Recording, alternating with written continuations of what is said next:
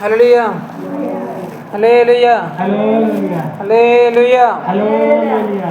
సరే, వాక్యంలోకి వెళ్దాం. యేసువారు ధ్యానిస్తున్నాం. మంచిది. ఎన్నో అధ్యాయం? ఏంటది? 19వ అధ్యాయం. Very good. మత్తయి సువార్తలో చివరిసారిగా మీరున్న వాక్యం అంశం ఏంటి? చివరిసారి ఎప్పుడు జరిగింది కుటుంబ ప్రార్థన? శనివారం. ఓకే, సరే. చివరిసారిగా మీరున్న వాక్యం అంశము చివరిసారిగా మత్తయి సువార్తలో మీరు ఉన్న వాక్యం అంశం ఏంటంటే, మీరు కోరుకున్నది దక్కకుండా చేసే మీలో ఉన్న ఒక లోపం ఏంటి అనే అంశం గురించి దేవుడు ఆ రోజు మాట్లాడినాడు. లోటు, మీలో ఉన్న లోటు ఏంటి, కొరత ఏంటి? మీరు ఆశిస్తారు, కోరుకుంటారు, కానీ అది దక్కకుండా మీలో కొంత ఒక లోటు, ఒక కొరత, ఒక లోపం ఉంటుందంట. ఆ లోపం ఏంటి, ఆ లోటు ఏంటి అనే అంశం గురించి దేవుడు ఆ రోజు మాట్లాడినాడు. మీరు ఆశించినది మీరు దక్కకుండా చేసే లోటు ప్రతి ఒక్కరిలో ఉంటుందంట. యేసుక్రీస్తుని నమ్ముకున్న వాళ్ళు మనం అన్నీ ఉన్నాయి అని అనుకుంటాం, కానీ ప్రతి ఒక్కరిలో ఒక లోటు ఉంటుంది అని దేవుడు ఆ రోజు మాట్లాడినాడు. ఆ యవనస్తుడు కూడా, నేను దేవుని ఆజ్ఞలన్నీ పాటిస్తున్నాను, మీరు చెప్పినట్టు అన్నీ చేస్తున్నాను అంటే వెంటనే యేసుప్రభు అన్నాడు, అయినా సరే నీలో ఈ లోటు ఒకటి ఉంది అని చెప్పాడు కదా ఆ రోజు. ఆ లోటు వల్లనే అతడు కోరుకున్నది అతనికి దక్కలేదంట. అలాగా ప్రతి ఒక్కరి జీవితంలోనూ అన్నీ ఉంటాయనుకున్నా వాళ్ళు కోరుకున్నది దక్కకుండా చేసే ఆ లోటు ఏంటి, ఆ కొరత ఏంటి, ఆ లోపం ఏంటి అనే అంశం గురించి దేవుడు ఆ రోజు మాట్లాడినాడు. హల్లెలూయా. సరే, దేవుడు ఈరోజు ఏం మాట్లాడతాడో చూద్దాం. ఒకవేళ మీరు అది మర్చిపోయింటే మన ఛానల్లో ఉంటుంది కాబట్టి చూడండి, వినండి, ఆశీర్వదించబడండి. సరే, మత్తయి సువార్త 19వ అధ్యాయం 21, 22 నేను చదువుతాను, మీరు వినండి.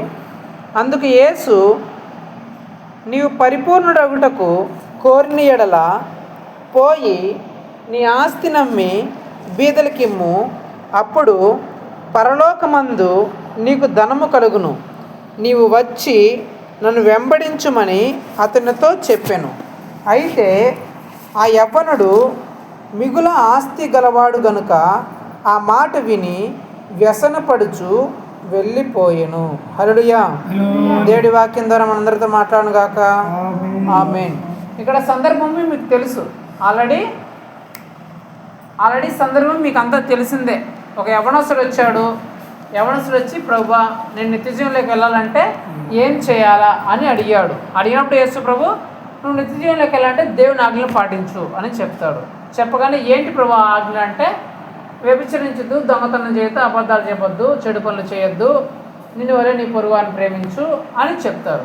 చెప్పగానే ఈ యవనస్తుడు ఏమంటాడు, ప్రభా, నువ్వు చెప్పినటువన్నీ నేను చిన్నప్పటి నుంచే ఆచరిస్తున్నాను, పాటిస్తున్నాను, ఇంకా నాకు లోటు ఏంటి, కొరత ఏంటి అని అడుగుతాడు. అప్పుడు యేసు ప్రభు అతన్ని చూసి, నువ్వు అన్నీ పాటిస్తున్నావు, కానీ నీలో ఇంకొక లోటు ఉంది అని చెప్పి ఈ మాట చెప్తాడు. ఏమని? నీవు పరిపూర్ణుడవుటకు కోరిన యెడల నీ ఆస్తిని అమ్మేసి బీదలకు ఇచ్చేసి నువ్వు వచ్చి నన్ను వెంబడించు, అప్పుడు నీకు పరలోక రాజ్యం దొరుకుతుంది, ఆ నిత్య జీవం దొరుకుతుంది అని చెప్తాడు. వెంటనే ఈ యవనస్తుడు మిక్కిలి ధనవంతుడు కనుక ఆ ధనాన్ని అమ్మేసి, ఆ ఆస్తిని అంతా అమ్మేసి వెళ్ళిపోవాలా, నేను వెళ్ళిపోలేను అని బాధతో అక్కడి నుంచి యేసుప్రభుని విడిచిపెట్టేసి వెళ్ళిపోయినట్టు ఇక్కడ రాయబడింది. సరే, దీని నుంచి, ఈ సందర్భం నుంచి దేవుడు ఈరోజు మనందరితో ఏం మాట్లాడబోతున్నాడంటే, దేనికోసం దేన్ని వదులుకుంటున్నావో నీకు తెలుస్తుందా అనేది అంశం. దేనికోసము దేన్ని వదులుకుంటున్నావో, దేన్ని వద్దుంటున్నావో నీకు తెలుస్తుందా? నీకు అర్థమవుతుందా అంటారు కదా. నీకేమైనా తెలుస్తుందా? దేన్ని వద్దుంటున్నావో నీకు తెలుస్తుందా, అర్థమవుతుందా అని అంటారు కదా. ఎప్పుడైనా మీరు నువ్వు దేన్ని వద్దుంటున్నావో నీకు తెలుస్తుందా అని అంటాం కదా. సపోజ్ చెప్తా, సపోజ్ ఆకకే ఏమన్నా నక్లీస్ తీసుకొచ్చాను అనుకుందాం, బంగారు నక్లీస్ తీసుకొచ్చాను అనుకుందాం. ప్రేమ పుట్టి, కొంచెం భార్య మీద ప్రేమ పుట్టి బంగారు నక్లీస్ తీసుకొచ్చాను అనుకుందాం. తీసుకొచ్చి అక్క చూపిస్తే అక్క నాకు వద్దు అనింది అనుకో, ఓ బంగారు నెక్లెస్ పట్టు చీర తెస్తే నాకు వద్దు అనింది అనుకో, వెంటనే ఏమంటాడు, ఏయ్ నీకేం తెలుస్తుందా దేన్ని వద్దంటున్నావో, ఇదేందో తెలుసునా నీకు, బంగారు బంగారు నక్లీసే ఇది పట్టు చీరే, దీన్ని వద్దంటున్నా నీకేమైనా తెలుస్తుందా అని అంటారు లేదా, అంటారా లేదా? సపోజ్ ఒక చదువుకున్న వ్యక్తికి ఎవరైనా ఇంకొక వ్యక్తి వచ్చి నీకు ₹1,00,000 ఉండే జాబ్ నేను చూపిస్తాను రా అంటే నాకు వద్దు అన్నాడు అనుకో, నాకు వద్దు నేను గొర్రెలు మెప్పుకుంటా అన్నాడు అనుకో, అప్పుడు వెంటనే ఏమంటాడు కదా, నీకేమైనా అర్థమవుతుందా, నువ్వు దేన్ని వద్దంటున్నావో, ₹1,00,000 జాబ్ రాడా, నువ్వేంటి గొర్రె గడువు దానికి అది వద్దంటున్నావు, నీకేమైనా తెలుస్తుందా అంటామా లేదా? ఈరోజు వాక్యం అంశం అదే ఏదంటే, దేనిని వద్దంటున్నావో నీకు తెలుస్తుందా, నీకు అర్థమవుతుందా, దేనికోసము దేని వద్దంటున్నావో నీకు కనీసం అర్థమవుతుందా, తెలుస్తుందా, కొంచెం జ్ఞానం ఉందా, తెలివి ఉందా, దేని వద్దంటున్నావో అనేది అంశం. దేని వద్దంటున్నావో నీకు తెలుస్తుందా, కొంచెం తెలివి ఉందా, తెలివి ఉండే ఆలోచిస్తున్నావు, బుర్ర పెడుతున్నావా, జ్ఞానం ఉందా అనేదే దేవుడు ఈరోజు అందరిని అడుగుతున్నాడు. సో ఇక్కడ జరిగిన సందర్భం నుంచి దేవుడు ఏం మాట్లాడతాడంటే, అక్కడ అతను ఏమడిగాడు, నిత్య జీవం కావాలి ప్రభు అని అడిగాడు. చనిపోయిన తర్వాత నేను స్వర్గంలోకి వెళ్ళాలి, నేను ఏం చేయాలా నేను అడిగినాడు. యేసు ప్రభు ఏం చెప్పినాడు, నీ ఆస్తిని అమ్మేసి నువ్వు వచ్చి నన్ను వెంబడించు, అప్పుడు నీకు నిత్య జీవం దొరుకుతుంది అని చెప్పాడు. ఆజ్ఞలన్నీ పాటిస్తున్నాడు. ఇంకా లోటు ఏంటంటే అదే, ఆ ధనం అనేది లోటు, అతనికి ఐశ్వర్యం అనేది లోటు. దాన్ని విడిచిపెట్టేసి నువ్వు వచ్చి నన్ను వెంబడించు. ఇన్ని రోజులు ఆ ఆస్తి వెంటబడ్డావు, ఆ ధనం వెంటబడ్డావు, ఆ ఐశ్వర్యం వెంటబడి ఐశ్వర్యాన్ని ధనాన్ని సంపాదించుకున్నావు. ఇప్పుడు దాన్ని వదిలిపెట్టి ఇప్పుడు వచ్చి నన్ను వచ్చి వెంబడించు అని చెప్తే నాకొద్దు, అట్లయితే నాకొద్దు. నా ఆస్తిని అమ్మేసేటట్లయితే, నా ఆస్తిని అమ్మేసి పేదవాళ్ళకి ఇచ్చేసేటట్లయితే, నా ధనాన్నంతా డబ్బులంతా పేదవాళ్ళకి ఇచ్చేసేట్లయితే నాకు నిత్య జీవం వద్దు, నేను వెంబడించేది వద్దు అని చెప్పేసి వెళ్ళిపోయాడంట. అతను చూసి చెప్తున్నారు ఎవరు, యేసుప్రభు చెప్తారు. తర్వాత వచనాల్లో వస్తుంది, తర్వాత వచనాల్లో యేసుప్రభు చెప్తాడు. అక్కడ ఉన్న మనం కూడా చెప్పచ్చు. ఒకవేళ యేసుప్రభు శిష్యుల్లో అంటే ఆ అబ్బాయిని మలిపించారు, రే ఇచ్చోడా నీకు అర్థమవుతుందా దేని వద్దంటున్నావు, నీకు తెలుస్తుందా కొంచెమన్నా, దేన్ని వద్దనుకుంటున్నావు నీకు తెలుస్తుందా, దేనికోసమో దేని వద్దనుకుంటున్నావు నీకు తెలుస్తుందా అని మనం కూడా అతన్ని అడగచ్చు. మనకు నిజమైన దేవుని జ్ఞానం తెలిసింటే, మనకు నిజంగా ఆ నిత్య జీవం గురించి తెలిసింటే, ఆ పట్టుచీర యొక్క వాల్యూ ఆయనకు తెలుసు, అది ఎంత పట్టుచీరో, ఎన్ని రూపాయలు డబ్బులు చేస్తుందో, ఆ బంగారు నక్లీసి ఎన్ని రూపాయలు, ఆయనకు ఆ వాల్యూ తెలుసు. కాబట్టే నీకేమైనా అర్థమవుతుందా దేని వద్దంటున్నావు అని అంటాడు. ఎప్పుడు ఆ పట్టుచీర వాల్యూ ఆయనకు తెలిసినప్పుడు, ఆ బంగారు నక్లీస్ ఎంతో ఆయనకు తెలిసినప్పుడు అంటాడు. ఆయనకు తెలియదు కాబట్టి ఆయన వద్దు అనుకుంటున్నాడు. కానీ తెలిసిన ఆయన ఏమంటాడు, నీకు తెలుస్తుందా దేని వద్దంటున్నావో అని అంటారు కదా. అలాగే ఆ సందర్భంలో అక్కడ మనం కూడా ఉండి ఆ నిత్య జీవం యొక్క ఆ విలువ, ఆ వాల్యూ ఎంతో మనకు తెలిసింటే, యేసుక్రీస్తుని వెంబడించడం అనేది ఎంత గొప్ప విషయమో, ఎంత గొప్ప ధన్యత మనకు తెలిసింటే, అప్పుడు ఆ అవనస్థ పోతా ఉంటే మనం కూడా ఏం చేస్తాం, అరే పిచ్చోడా నువ్వు దేని వద్దుంటావు నీకు అర్థమవుతుందరా, దేనికోసం నువ్వు దేని వద్దుంటావు నీకు తెలుస్తుందా అని మనం కూడా అతన్ని అంటాం. ఇప్పుడు విషయం ఏంటంటే, అతను ఆస్తి కోసము డబ్బు కోసము దేని వద్దంటున్నాడు, నెంబర్ 1 నిత్య జీవాన్ని వద్దంటున్నాడు. దేన్ని అంటే స్వర్గంలోకి వెళ్ళే ఆ గొప్ప భాగ్యాన్ని వద్దు అంటున్నాడు. అంటే దేంట్లోకి వెళ్ళడానికి ఇష్టపడుతున్నాడు, నరకంలోకి వెళ్ళిపోవడానికి ఇష్టపడబోతున్నాడు. రెండోది యేసుక్రీస్తుని వెంబడించడాన్ని వద్దంటున్నాడు. రెండోది అంటే యేసుక్రీస్తుని నమ్ముకోవడాన్ని, యేసుక్రీస్తుని వెంబడించడాన్ని వద్దనుకుంటున్నాడు. మొదటిది రెండోది చూద్దాం. ఫస్ట్ డబ్బుల కోసం దేని వద్దనుకుంటున్నాడు, పరలోక రాజ్యాన్ని అంటే నిత్య జీవన స్వర్గాన్ని వద్దనుకుంటున్నాడు. దేన్ని అలాంటి సందర్భంలో నువ్వేమంటావు వాడిని చూసి, నీకైనా బుద్ధి ఉందా కొంచెమైనా, డబ్బుల కోసం స్వర్గంలో వద్దనుకుంటున్నావు, నరకంలో కోసం వస్తావా, దేనికి ఏమైనా అర్థం అవుతుందని అంటావా లేదా, అంటాం కదా. డబ్బుల కోసం, ఆ డబ్బుల కోసం ఈరోజు ఉంటుందో లేదో తెలియదు. ఆ డబ్బుల కోసం నువ్వు స్వర్గాన్ని వద్దనుకుంటున్నావు పిచ్చోడా, నరకంలోకి పోయి కాలు చచ్చిపోతావా యుగాలు అని అంటామా లేదా? మొట్టమొదటి చేసిన అంటే డబ్బుల కోసము, ధనము కోసము స్వర్గాన్ని వద్దనుకుంటున్నాడు. వాడికి అర్థం అవట్లా దేన్ని వదిలేస్తున్నాడు ఆ డబ్బుల కోసము. తెలియట్లా ఆ డబ్బుల కోసం దేన్ని వద్దనుకుంటేస్తున్నాడు. మొట్టమొదటిగా ఆ డబ్బుల కోసము, ఆ ధనం కోసము నాకు ఆ స్వర్గమే వద్దు అనుకుంటున్నాడు. ఈ లోకంలో జీవించే ఆ 50 సంవత్సరాలు, 70 సంవత్సరాలు, 80 సంవత్సరాల కోసం బతకడం కోసము యుగాలు ఉండాల్సిన ఆ స్వర్గాన్ని, నరకాన్ని, ఆ స్వర్గాన్ని వద్దనుకుంటేస్తాను. నేను యుగాలు ఈ నరకంలో చచ్చిపోతాను డిసైడ్ అయిపోయినాడు అతను చూసి అంటున్నాడు, నీకేమన్నా తెలుస్తుందా నువ్వు దేని వద్దనుకుంటున్నావో, దేనికోసం దేని వద్దనుకుంటున్నావో నీకేమన్నా అర్థమవుతుందా అంటే చాలామంది ఇలాంటి వాళ్ళు ఉంటారు. లాస్ట్ చేస్తాను. రెండోది యేసుక్రీస్తుని వెంబడించడాన్ని వద్దనుకుంటున్నారు. అసలు యేసుక్రీస్తుని వెంబడించడం, యేసుక్రీస్తుని నమ్ముకోవడం అంటే ఆషామాష విషయమా? అసలు సేవకుడు అవ్వాలి అంటే, పాస్టర్ అవ్వాలి. యేసుక్రీస్తుని వెంబడిస్తే ఏమవుతాడు? అతను పాస్టర్ అయిపోతాడు. యేసుక్రీస్తుని వెంబడించాలని ఎంతోమంది వచ్చినారు, కానీ యేసుప్రభు ఎంతమందిని ఏర్పరచుకున్నాడు? ఎంతమందిని? 12 మందిని ఏర్పరచుకున్నాడు. ప్రభా నేను మీ సేవ చేస్తాను, నీ వెంబడి వస్తామని చెప్పేసి కొన్ని వేల మంది వచ్చినారు, కానీ యేసుప్రభు అందరినీ ఎన్నుకున్నాడా? అబ్బే, అన్ని వేల మంది వచ్చినా సరే 12 మందినే తనను వెంబడించడానికి యేసుప్రభు ఎన్నుకున్నాడు. అలాంటి గొప్ప అవకాశం వచ్చింది అతనికి. ఎంతోమంది, ఎన్నో వేల మందికి, లక్షల మందికి దక్కని అవకాశము ఆయనకు వచ్చింది. ఏంటి? యేసుక్రీస్తుని వెంబడించడం. యేసుక్రీస్తుని వెంబడిస్తే కలిగే లాభం ఏంటంటే, ఆ శిష్యులు ఏం చేశారంట? అద్భుతాలు చేసినారు, స్వస్థతలు చేసినారు, దయ్యాలను వెళ్ళగొట్టినారు, రోగాలను బాగా చేసినారు, చచ్చిపోయిన వాళ్ళు లేపినారు. అసలు ఎవ్వరూ చేయలేని అద్భుతాలు అందుకు చేసినారు లేదా? ఎవ్వరూ చేయలేని అద్భుతాలను చేసే ఒక అధికారము ఇతనికి వచ్చేది యేసుక్రీస్తుని వెంబడించుంటే. రెండోది వీళ్ళు ఏం చేశారంట? ఆ శిష్యులు ప్రపంచాన్ని తలకిందులు చేసినారంట. ఏం చేసినారంట? ప్రపంచాన్ని తలకిందులు చేశారంట. ఓడలను బండ్లు చేశారంట, బండ్లు ఓడలు చేసేలాగా ఎదిగినారంట. ఎవరు? ఈ శిష్యులు. మొట్టమొదటేమో అద్భుతాలు, స్వస్థతలు, ఆశ్చర్యకార్యాలు చేసే ఆ ఛాన్స్ వస్తే దాన్ని వదులుకున్నాడు ఇతను.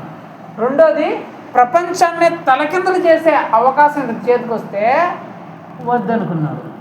ఈయన ఏమంటారు అప్పుడు చూసి? నీకేమన్నా తెలుస్తుందరా? అద్భుతాలు చేసే, స్వస్థతలు చేసే మహా డాక్టర్లకే కాలేదురా నాయన అద్భుతాలు, స్వస్థతలు చేసేది. మహా గొప్ప మేధాలు కాదురా చచ్చిపోయిన వాళ్ళు మళ్ళీ బతికించేది. అలాంటి అవకాశం నీకు వస్తే వద్దంటారా? నీకేమైనా తెలుస్తుందా? నీకేమైనా తెలివి ఉందా? నీకేమైనా బుద్ధి ఉందా అంటారు లేదా? కోట్లు, లక్షల కోట్లు డబ్బులు ఉన్నోళ్ళకే, వేల భూములు ఉన్నోళ్ళకే అవకాశం రావట్లేదురా సేవ చేయడానికి, పాస్టర్ అవ్వడానికి దేవుడు ఇవ్వట్లేదు. అలాంటిది నీకు పిలిచి నిన్ను సేవకుడు చేస్తాను రా, భూమిని తలకిందుగా చేసే వ్యక్తిగా నిన్ను మారుస్తాను రా అంటే నువ్వు వద్దనుకుంటున్నావు. నీకేమైనా తెలుస్తుందా అని అంటారు లేదా? సరే లేదా? ఈ 3 విషయాల్లో అతను చూసి, ఈ 3 విషయాలు తెలిసిన మనము అతను అంటామా లేదా? నీకు బుద్ధి ఉందా? కనీసం తెలుస్తుందా లేదా నీకు దేని వద్దనుకుంటున్నావో అని అంటామా లేదా? మొట్టమొదటిగా అతను స్వర్గాన్ని వద్దనుకుంటున్నాడు. దేనికోసం? ఆ డబ్బుల కోసం. అప్పుడు మనం చూసి అంటాం, స్వర్గం యొక్క విలువ తెలిసిన మనము, ఆ నరకం ఎంత భయంకరమో, స్వర్గం ఎంత గొప్పదో ఆ విలువ తెలిసిన మనము ఏమంటాము? ఆ డబ్బుల కోసం దీన్ని వద్దనుకుంటున్నావు, నీకేమైనా తెలుస్తుందా అని అంటామా లేదా? రెండోది అద్భుతాలు, స్వస్థతలు, గొప్ప ఆశ్చర్యకార్యాలు, చచ్చిపోయిన గల లేపే అంత శక్తి, అధికారము, దయ్యాలను వెళ్ళగొట్టే అంత అధికారము వచ్చే అవకాశం అతని చేతిలో ఉన్నప్పుడు దాన్ని వద్దనుకుంటున్నాను ఆ డబ్బుల కోసం. అప్పుడు కూడా తెలిసి మనం ఏమంటాము? నీకేమైనా తెలుస్తుందారా నువ్వు దేని వద్దంటున్నావో? అద్భుతాలు చేస్తారా నాయన, నువ్వు అడిగితే ఆకాశాలు మూసేస్తారు, వర్షాలు పడతాయి, వద్దంటే ఆగిపోతాయి, చచ్చిపోయిన వాళ్ళు లేచేస్తారు, కుష్ఠరోగం బాగా ఉంది, క్యాన్సర్ బాగా ఉంది, ఎయిడ్స్ బాగా ఉంది, ఏ రోగమైనా సరే, ఎలాంటి రోగమైనా సరే బాగు చేసే అధికారం నీకు వస్తుందిరా, దీన్ని వద్దనుకున్నావు ఆ డబ్బుల కోసము, నీకేమైనా తెలుస్తుందని అంటామా లేదా? మూడోదిగా ప్రపంచంలో ఉన్న ఏ వ్యక్తికి రాలేదు అవకాశము పాస్ అవ్వడానికి. దేవుడు అంత ఆషామాషగా ఇవ్వడు, ఎవరు పడితే వాళ్ళు పాస్ అయ్యే అవకాశము. అలాంటి గొప్ప అవకాశం నీకు ఇస్తున్నారా, ప్రపంచాన్ని తలకిందులుగా చేసే అవకాశము. అలాంటి అవకాశాన్ని నువ్వు వద్దనుకుంటున్నావు, నీకేమైనా తెలుస్తుందా లేదా అని అంటావా లేదా?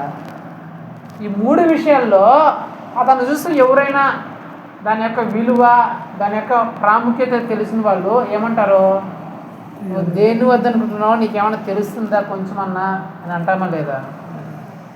ఈ సందర్భం నుంచి దేవుడు కూడా ఏం మాట్లాడుకుంటున్నాడంటే మనం కూడా కొన్నిసార్లు కొన్ని వాటి కోసము విలువైన వాటిని, అత్యంత ప్రాముఖ్యమైన వాటిని, ప్రపంచంలోనే దానికి మించిన దాన్ని, లేని దాన్ని వద్దనుకుంటామంట. అలాంటి సందర్భంలో దేవుడు మనల్ని చూసి కూడా నువ్వు దేన్ని వద్దుంటున్నావు, నీకేమైనా తెలుస్తుందా అని అంటాడంట. కొన్ని వాటి కోసము మనం కూడా కొన్నిసార్లు విలువైన దాన్ని, స్వర్గం లాంటి విలువైన దానిని, ప్రాముఖ్యమైన దాన్ని, ఆ స్వస్థతలో అద్భుతాలు చేసే అంత ప్రాముఖ్యమైన దాన్ని, దానికంటే మించినది లేని దాన్ని, అంటే ఆ సేవకురాలు అయ్యే ఆ గొప్ప అదృష్టం, దానికంటే మించిన, నేను చాలామందికి చెప్తా, ఈ ప్రపంచంలో అత్యున్నతమైన జాబు, ఉద్యోగము, దానికంటే మించిన ఉద్యోగం ఏది లేదు అనే ఉద్యోగం ఏదంటే ఒకటే, అదేంటంటే సేవకురాలు. మన భాషలో కూడా పాస్టర్గా పనిచేయడం, పాస్టర్ అమ్మగా పనిచేయడం. దీనికంటే మించిన జాబు ఈ ప్రపంచంలో ఇంకెక్కడా దొరకదు, ఎక్కడా రాదు.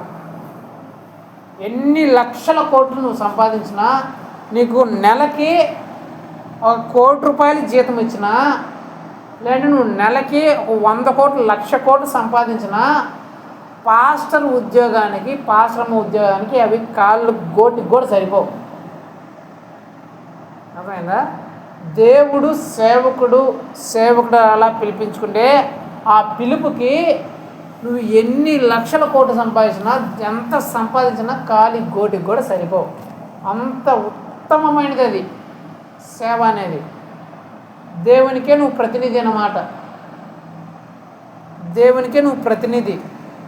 ఆ జాబు దేవుడు ఆషామాషికి ఎవడికి ఇవ్వడు. ఇప్పుడు ప్రపంచంలో లక్షల కోట్లు సంపాదించే వాళ్ళు ఉండరు కదా, మనం వింటూ ఉంటాం లక్షల కోట్లు ఉన్నాయంట వాళ్ళకి అని. వాళ్ళు దేవుడు సేవడే చేస్తాడా? ఈ లక్షల కోట్లు ఉన్నాయి, నేను సేవడు అయిపోతాంటే దేవుడు చేయడు.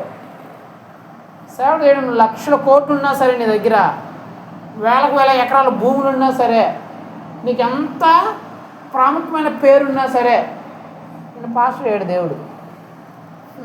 పక్కకు అంటాడు ఒకే మాట. ఇప్పుడు సపోజ్గా మన భాష చెప్పుకుందాం, నాకు అర్థమయ్యే భాషలో. అమెరికాను పరిపాలిస్తున్న ప్రెసిడెంట్ ఉన్నారు డొనాల్డ్ ట్రంప్ గారు. ఆ డొనాల్డ్ ట్రంప్ గారిని అమెరికా ప్రెసిడెంట్ అయితే అవ్వగలరు కానీ పాస్టర్ కాలేడు, దేవుడు చేయడు. ఆ దేశానికి అధ్యక్షుడు అవ్వచ్చు కానీ పాస్టర్ అవ్వలేడు, అంత సామాన్యంగా దేవుడు చేయడు. ఇప్పుడు మన ప్రధానమంత్రి నరేంద్ర మోడీ గారు ఉన్నారు కదా, ఆయన మన దేశానికి ప్రధానమంత్రి అవ్వచ్చు అని పాస్టర్, చిన్న చర్చికి కూడా పాస్టర్ అయ్యే అవకాశం దేవుడు ఇవ్వడు. మన ఊర్లో ఒక కుటుంబం చిన్న చర్చి కట్టుకుంది అనుకో, ఆ చర్చికి పాస్టర్ అయ్యే అవకాశం కూడా ఇవ్వడు దేవుడు. దేశానికి ప్రధానమంత్రి చేయొచ్చు కానీ వాడు వదిలే చర్చికి పాస్టర్ అయ్యే అవకాశం దేవుడు ఇవ్వడు, ఎవరు పడితే వాళ్ళు ఇవ్వడు. మినిమం వాడు పడుకుని అన్నాడు కదా. నేను ఏం చెప్పాలనుకున్నానంటే, నీకు ఎన్ని లక్షల కోట్లున్నా, నీకు ఎంత పలుకుబడి ఉన్నా, నీకు ఎంత అధికారం ఉన్నా, నీ అధికారాన్ని బట్టో, నీ డబ్బులు బట్టో, నీ ఆస్తిని బట్టో, నీ పలుకుబడిని బట్టో దేవుని సేవకు దేవుడు నిన్ను ఎన్నుకోడు, గుర్తుపెట్టుకోండి. అందుకే ఇది అత్యుత్తమమైన జాబు. ఇంకోటి కూడా నేను చెప్తూ ఉంటా, యేసుక్రీస్తు శరీరాన్ని రక్తాన్ని తీసుకునేటప్పుడు ప్రతి అంశంలో నేను చెప్తుంటా ఏంటి, ఆ యేసుక్రీస్తు శరీరాన్ని రక్తాన్ని నువ్వు బాప్టిజం తీసుకోకుండా నేను 1,00,000 కోట్లు ఇస్తాను, నాకేంటంటే ఇస్తారు ఎవరన్నా? నేను బాప్టిజం తీసుకోవాలా, కానీ నేను నీకు 1,00,000 కోట్లు ఇస్తా, నాకు ఆ శరీరాన్ని రక్తాన్ని, ఆ కప్పు అంతే ఉంటుంది, ఆ కప్పు ఆ ముక్క ఎంత ఉంటుంది అంతే. నేను 1,00,000 కోట్లు ఇస్తా, ఆ కప్పులో ఉండేది ఆ ముక్క చిన్న ముక్క అంటే ఇస్తాడా? నువ్వు 1,00,000 కోట్లు పెట్టినా కూడా దాన్ని ఎవరు? అంత ప్రాముఖ్యమైనది ఏంది? ఆ యేసుక్రీస్తు యొక్క శరీరము, రక్తము. అంతేనా నువ్వు 1,00,000 కోట్లు పెట్టినా, కేజీలు బంగారు ఇచ్చేస్తానా సరే ఎవరు నీకు అది బాప్టిజం తీసుకోకపోతే. నువ్వు బాప్టిజం తీసుకుంటే నువ్వు 1,00,000 కోట్లు ఇవ్వడం ఫ్రీగా ఇస్తారు. అది ఇచ్చేది ఎవరు? సేవకుడే ఇస్తాడు. ఎవరు పడితే వాళ్ళకి ఇచ్చేదానికి అధికారం ఉందా? ఆ శరీరాన్ని, ఆ రక్తాన్ని ఎవరు పడితే వాళ్ళు ఇచ్చేదానికి అధికారం ఉందా? ఆ 1,00,000 కోట్లు ఇచ్చినా సంపాదించుకోలేని దాన్ని ఇచ్చే అధికారం ఒక్క సేవకుడికి, సేవకురాలకు మాత్రమే ఉంటుంది, ఇంకా ఎవ్వరికి ఉండదు. అంత ఉత్తమమైన దాన్ని ఇంకా దానికంటే మించింది ఏదైనా ఉందా? నువ్వు ఎన్ని 1,00,000 కోట్లు ఇచ్చినా సరే పాస్టర్గా దేవుడు నిన్ను చేయడు. నువ్వు ఎన్ని కోట్లు ఇచ్చినా సరే పాస్టర్గా దేవుడు నిన్ను చేయడు, పాస్టర్గా దేవుడు చేయడు. ఆయన్ని చెయ్యాలి అనుకుంటే వీళ్ళు నా పాస్టర్గా, వీళ్ళు నా సేవకుగా చేయాలనుకుంటే చేస్తాడు, అంతే. వాళ్ళకి మాత్రమే అవకాశం. ఇంత అత్యుత్తమైన దాన్ని, దీనికంటే మించింది లేని దాన్ని నువ్వు వద్దనుకుంటే అప్పుడు తెలిసినప్పుడు నా లాగా తెలిసినప్పుడు ఏమనుకుంటాడు, ఈడి దేని వద్దనుకుంటే ఇది కనీసం అర్థమవుతుంది తెలుస్తుందా అని అనుకుంటాను నేనైతే. అలాంటివి మన జీవితంలో ఉంటాయంట. కొన్ని వాటి కోసము అంత విలువైన వాటి దాన్ని, అంత ప్రాముఖ్యమైన దాన్ని, వెల కట్టలేని దాన్ని, దానికంటే మించినది లేని దాన్ని మనం వద్దనుకుంటామంట. కొన్ని పనికిరాని వాటి కోసం, ఆ పనికిరాని డబ్బుల కోసం ఇతను ఇవన్నీ వద్దనుకున్నాడు. ఈరోజు తన జీవితంలో ఉండి రేపు ఉంటుందో లేదో, ఈరోజు తను అనుభవిస్తున్న డబ్బు అనిపించడానికి రేపు అతను బతుకుంటాడో లేదో తెలియని దానికోసం ఈరోజు అనుభవిస్తున్న ప్రాణంతో ఉన్నాడో, ఆ మనుషులు ప్రాణంతో ఉన్నాడో తెలుసా అతనికి? ఆ డబ్బులు అనుభవించడానికి తెలియదు అతనికి. రేపు అతనికి ప్రాణం ఉంటుందో లేదో, బతుకుతాడో లేదో తెలియదు. అలాంటి దానికోసము, క్షణకాలం నుండి వెళ్ళిపోయే దానికోసము ఇంత గొప్పదాన్ని వద్దనుకుంటున్నాడు అంట. అలాంటిది మన జీవితాల్లో కూడా కొన్ని సందర్భాల్లో క్షణకాలం ఉండే వాటి కోసము, కొన్ని ప్రాముఖ్యమైన వాటి కోసము, కొన్ని నిత్యము వాటి కోసము మనం వద్దనుకుంటామంట. అలాంటి ఏమైనా మీరు వద్దనుకుంటున్నారేమో, మీకు తెలివి లేకుండా అలాంటి విషయాల్లో ఏమైనా వద్దని చెప్తున్నారేమో, జాగ్రత్త అని అంటున్నాడు యేసుప్రభు. అవి ఏంటంటే సింపుల్గా చెప్తాను మీకు అర్థమయ్యే భాషలో.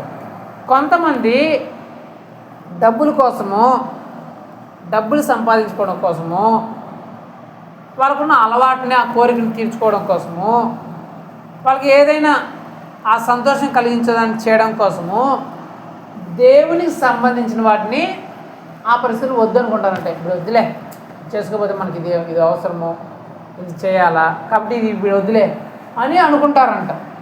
అలాంటి వాళ్ళని చూసి దేవుడు నువ్వు దేని వద్దుంటున్నావు నీకు తెలుస్తుందా అని దేవుడు చెప్తున్నాడు. మీకు అర్థమయ్యే భాష చెప్పాలంటే, ఒక కూలి పనికి వెళ్ళడానికి, ఒక రోజు కూలికి ఉద్యోగానికి వెళ్ళడానికి ఆదివారం చర్చికి వెళ్ళకుండా ఆ రోజు కూలి పోయే వాళ్ళు ఉంటారంట, ఆ రోజు ఉద్యోగానికి పోయే వాళ్ళు ఉంటారంట, ఆ రోజు వ్యాపారానికో, లేకపోతే బంధువుల ఇంటికో, బంధువుల పెళ్ళికో, సావుకో, లేకపోతే దేనికంతా పోయే వాళ్ళు ఉంటారంట. అలాంటి టైంలో దేవుడు చూసి వాళ్ళు ఏమనుకుంటారు తెలిసిన, దేనికోసం దేని వదిన కూడా వీళ్ళకి ఏమైనా అర్థమవుతుందా? కూలి డబ్బుల కోసము, ఒక రోజు కూలి డబ్బుల కోసము, లేకపోతే ఆ బంధువుల ఇంట్లో ఆ పెళ్ళి కోసము, ఆ చావు కోసము, లేకపోతే ఆ ఫంక్షన్ కోసము వీళ్ళు నా సన్నిధికి వచ్చే ఆ భాగ్యాన్ని, నా దగ్గరకు వచ్చే భాగ్యాన్ని వీళ్ళు వద్దనుకుంటున్నారు, ఏమైనా తెలుస్తుందా అని అంటాడంట. అర్థమైందా? ఎప్పుడైనా మనము ఏదైనా కారణం చేత ఏ ఆదివారమైనా చర్చికి రాకపోతే అప్పుడు దేవుడు చెప్పే మాట అదే, దేనికోసం వీళ్ళు దేని వద్దనుకుంటున్నారా, దేని అనుకుంటున్నారా వీళ్ళకి తెలుస్తుందా, ఎక్కడ రాకుండా వీళ్ళకి తెలుస్తుందా అని అంటాడంట. రెండోదిగా, ప్రార్థన చేసే సమయం వచ్చినప్పుడు నువ్వు ఏదైనా కారణం చేత ఆ ప్రార్థన చేయకుండా, ఆ ప్రార్థనలో ఉండకుండా నువ్వు ఉంటే అప్పుడు యేసుప్రభు అంటాడంట, వీళ్ళు దేనికోసమో దేని వద్దనుకుంటున్నారో వీళ్ళకి ఏమైనా తెలుస్తుందా? బంధువులు వచ్చినారనో, చుట్టాలు వచ్చినారో, ఇంట్లో పనులు ఉన్నాయనో, ఈరోజు తరగతి లేట్గా లేచినామని చెప్పేసో అన్నం కూర చేసుకోవాలని, లేకపోతే పొలం దగ్గర పోవాలనో, ఉద్యోగం పోవాలని ప్రార్థన చేసుకోకుండా పోతున్నారు. ప్రార్థన చేసుకోకుండా వీళ్ళకి ఏమైనా తెలుస్తుందా అని అనుకుంటున్నాడు దేవుడు. ఇంకా ఎప్పుడైనా ఏదైనా కారణం చేత, ఏదైనా వేరే కారణం చేత ఇలా కుటుంబ ప్రార్థనలకు రాకుండా ఉంటే అప్పుడు కూడా దేవుడు వాళ్ళని చూసి అంటాడంట, దేనికోసం దేన్ని వదులుకుంటున్నారో వీళ్ళకి ఏమైనా తెలుస్తుందా అని అప్పుడు దేవుడు అనుకుంటాడంట. ఇంకా బైబిల్ చదివేది కానీ, వాక్య ధ్యానం చేసేది కానీ, ఈ విషయాల్లో ఎప్పుడైనా మనం ఏదైనా కారణం చేత పక్కన పెడితే అప్పుడు కూడా దేవుడు మనం చూసి అనుకుంటాడంట, దేనికోసం దేన్ని వద్దనుకుంటున్నారో అర్థమవుతుందా అని. ఇంకోటి ఎప్పుడు అనుకుంటాడు, నువ్వు ఏదైనా నీ పాపిష్టి కోరికలు, పాపిష్టి ఆశలు, కోరికలు తీర్చుకోవడానికి పరిశుద్ధతని, పవిత్రతని నువ్వు పక్కన పెట్టావు అనుకో, నీ ఆ చెడు అలవాటుని, చెడు కోరికని, ఆశను తీర్చుకోవడానికి, అప్పుడు చూసి దేవుడు కూడా వీళ్ళు దేనికోసం దేన్ని పక్కన పెడుతున్నారో అర్థమవుతుందా, తెలుస్తుందా అని యేసుప్రభు అంటాడంట. అంటే నువ్వు ఏదైనా కారణం చేత, ఆ కారణం ఏదైనా కావచ్చు, నీ చెడు అలవాటే కావచ్చు, నీ చెడు కోరికే కావచ్చు, లేకపోతే ఏదైనా బంధువుల్లో ఫంక్షను, ఇంట్లో ఫంక్షను, కుటుంబ సభ్యుల విషయంలో ఏ కారణం చేతైనా సరే నువ్వు ప్రార్థన చేసుకోవడం కానీ, బైబుల్ చదవడానికి కానీ, వాక్య ధ్యానం చేయడం కానీ, వాక్యం వినడానికి కానీ, ఆదివారం చర్చికి వెళ్ళడానికి కానీ, ఇలా కుటుంబ ప్రార్థనలలో కూర్చోవడానికి కానీ నువ్వు వదిలేసినావు అనుకో, పక్కన పెట్టినావు అనుకో, అప్పుడు నిన్ను చూసి దేవుడు అనే మాట వీళ్ళకి ఏమైనా తెలుస్తుందా, దేని వద్దు అనుకుంటున్నారో, దేని వద్దు అనుకుంటున్నారో వీళ్ళకి ఏమైనా అర్థమవుతుందా అని అంటాడంట. ఎందుకు? ఈ ప్రార్థన బైబిల్ చదవడం, వాక్యం వినడము, ఆదివారం చర్చికి వెళ్ళడము, ఈ కుటుంబ ప్రార్థనలు అనేటివి అత్యంత విలువైనవి, అత్యంత ప్రాముఖ్యమైనవి. వీటికి మించినది ఈ ప్రపంచంలో ఇంకేదీ లేదు. ఈ అత్యంత ముఖ్యమైన వాటి కోసము ఆ పనికిరాని, ఆ క్షణకాలం సంతోషం ఇచ్చే ఆ చెడు అలవాటుని, ఆ చెడు పనిని, ఆ సినిమాను, ఆ సరదాను, ఆ పనికి మాలిన పనిని, ఆ ఫంక్షన్లో, ఆ పార్టీలో నువ్వు వెళ్ళినావు అనుకో, అప్పుడు దేవుడు చూసి అంటాడంట, ఇంత విలువైన దానికోసము, ఇంత ప్రాముఖ్యమైన దానికోసం, దానిని ఇంత వెలకట్టలేని దాన్ని, దీనికంటే మించిన లేనిది అనే దానిని వీళ్ళు విడిచిపెట్టి ఆ క్షణమాత్రం ఉండే, ఆ కొత్త కాలం ఉండే ఆ సంతోషం కోసము వెళ్ళిపోతున్నారే. వీళ్ళకి ఏమైనా తెలుస్తుందా?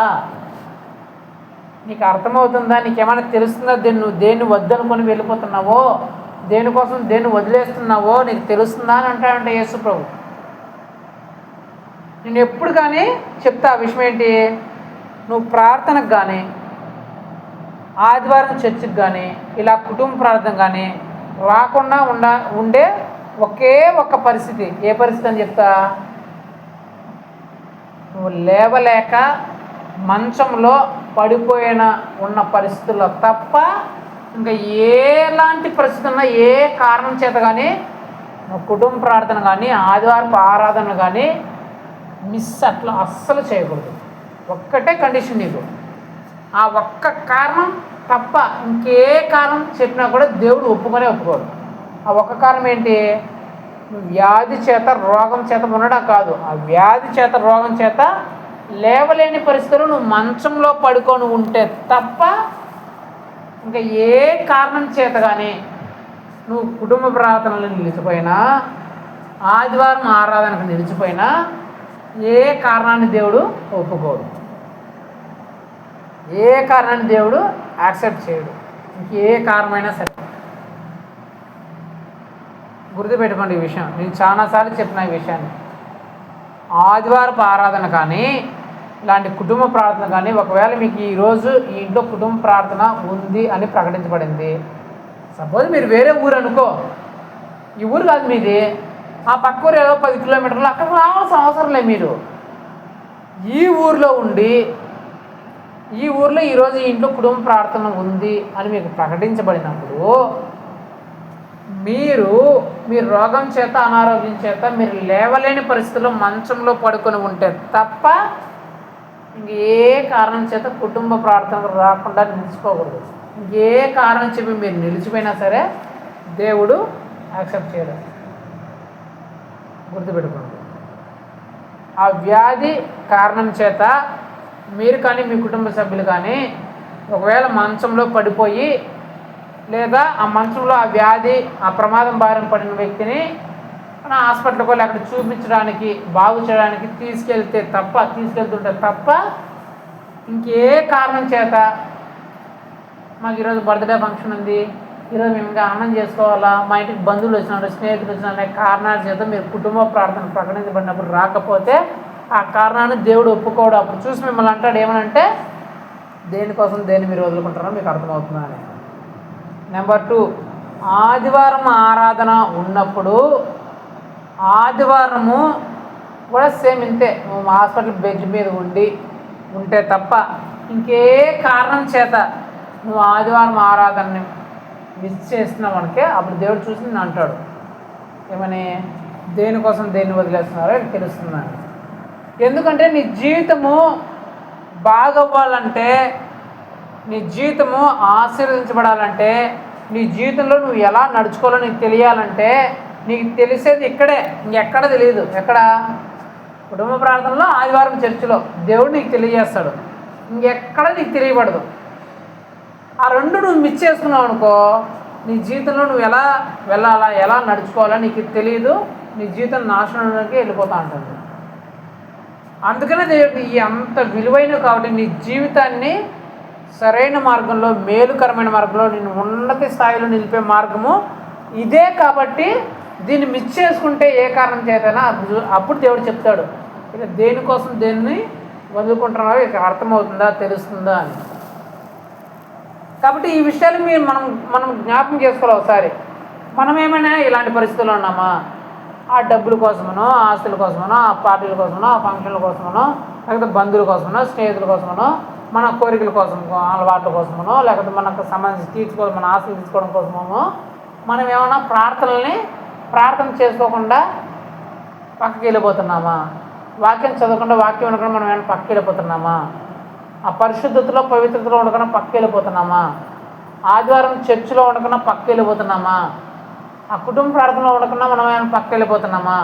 దేవునికి సంబంధించిన కార్యక్రమంలో మనం ఉండకుండా మనం ఏమైనా పక్కకి వెళ్ళిపోతున్నామా అని మనం పరీక్షించుకోవాలి. అలాంటిది ఏదైనా వచ్చినప్పుడు మనం జ్ఞాపకం చేసుకోవాలి, అమ్మో దానికంటే ఇది కదా ముఖ్యం, దానికంటే ఇది కదా ముఖ్యం నాకు అని మనం దేవునికి సంబంధించిన దాంట్లో నువ్వు నిలిస్తే అప్పుడు నువ్వు గొప్ప స్థాయిలోకి వెళ్తావు. అలా కాకుండా వాటి కోసం నువ్వు దేవునికి సంబంధించిన వాటిని, నీ జీవితాన్ని చక్కపరిచే వాటిని, నీ జీవితాన్ని మేలుకరమైన దాంట్లో నడిపించే వాటి నుంచి నువ్వు తప్పిపోయినావు అనుకో, అప్పుడు దేవుడు చూసిన అంటాడు, దేనికోసం దేన్ని వదులుకుంటున్నారో తెలుస్తుందా అని.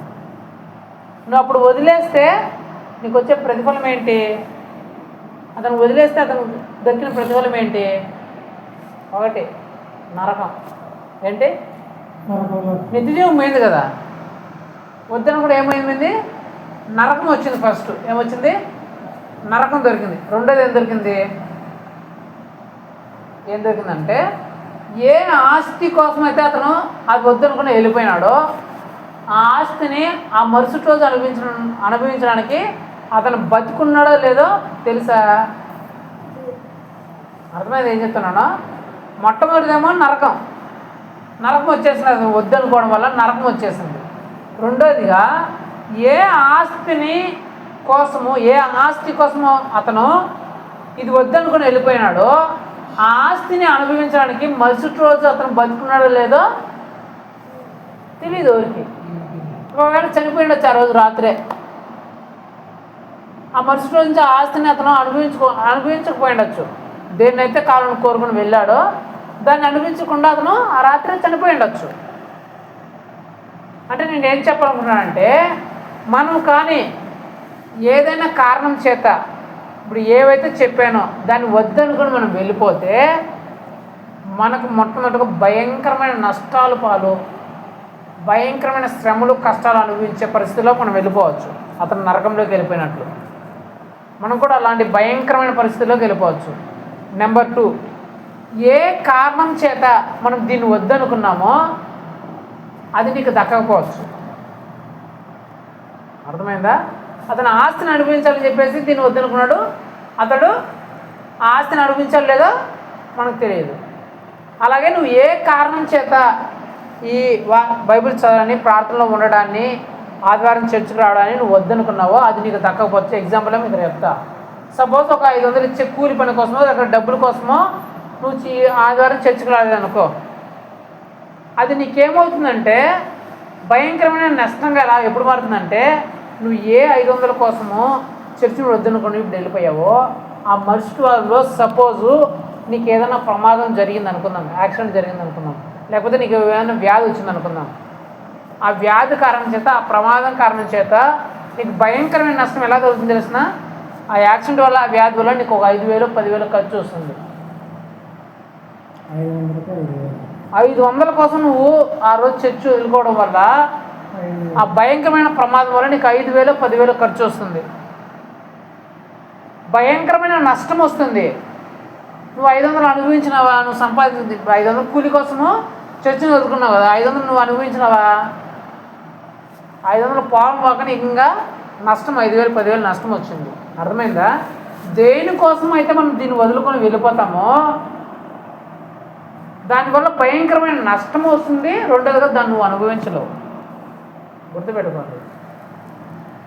అందుకే మనము దేనికోసం దేన్ని వదులుకుంటున్నామో మనం చాలా జాగ్రత్తగా మనము పరీక్షించుకోవాలి, ఆలోచించుకోవాలి. దేవునికి సంబంధించిన దానికోసం లోకాన్ని వదులుకుంటున్నామా, లోకం కోసం దేవునికి సంబంధించిన వాటిని వదులుకుంటున్నామని మనం పరీక్షించుకోవాలి. మన జీవితంలో మన నిర్ణయం ఒకటి ఉండాలి. ఏంటంటే నేను దేవుని కోసము ఈ లోకంలో దేన్నైనా వదులుకోవడానికి సిద్ధం. అంతేగాని ఈ లోకం కోసం నేను ఎట్టి పరిస్థితుల్లో దేవుని వదులుకోను అనేది మన హృదయంలో, మన మైండ్లో ఎప్పుడూ ఫిక్స్ అయిపోయింది. అలా గుర్తుపెట్టుకోండి. అది దేవుని కోసం నేను లోకంలో దేన్నైనా వదులుకుంటా. ఆ సంతోషాన్ని, ఆ ఊరిని, ఆ డబ్బుల్ని, ఆ ఆస్తిని, అంతస్తుని దేన్నైనా వదులుకుంటా. కానీ ఆ లోకంలో ఉండేటి కోసం, ఆ డబ్బుల కోసం, ఆ సంతోషంగా హ్యాపీ కోసం నేను దేవుని ఎట్టి పరిస్థితుల్లో వదులుకోను అనేది మన మైండ్లో ఉండాలి ఎప్పుడు. అర్థమైందా? కాబట్టి మనం పరీక్షించుకోవాల్సిన సమయం. ఒకవేళ దేవుడు అయినా మనం చూసి అట్లా అంటున్నాడా, నువ్వు దేవుని కోసం దేని వదులుకుంటున్నావు నీకు తెలుస్తుందా అని ఏమైనా దేవుడు మనల్ని ప్రశ్నించే అలాంటి గుణం మనలో ఏమైనా ఉందా, అలాంటి లక్షణం ఏమైనా మనలో ఉందా? ఏ కారణం చేతనైనా నేను ప్రార్థన చేసుకోవడం మానేస్తున్నానా, వాక్యం చదవడం మానేస్తున్నానా, వాక్యం వినడం మానేస్తున్నానా, ఆదివారం చర్చికి వెళ్ళడం మానేస్తున్నాను, కుటుంబ ప్రార్థనకు వెళ్ళడాన్ని మానేస్తున్నాను, దేవుని పనుల్లో పాల్గొనడాన్ని నేను మానేస్తున్నానా ఏ కారణం చేతనైనా అని మనం పరీక్షించుకోవాలి. మనం పరీక్షించుకుంటే అప్పుడు మనల్ని సరి చేసుకొని అలాంటి ప్రశ్న దేవుడు మనం చూసి వేయకుండా మనము సరి చేసుకుంటాం. కాబట్టి అలాంటి కృపను మనకు దేవుడు ఇవ్వాలని మనం ప్రార్థన చేసుకుందాం. కళ్ళు మూసుకొని ప్రార్థన చేసుకుందాం.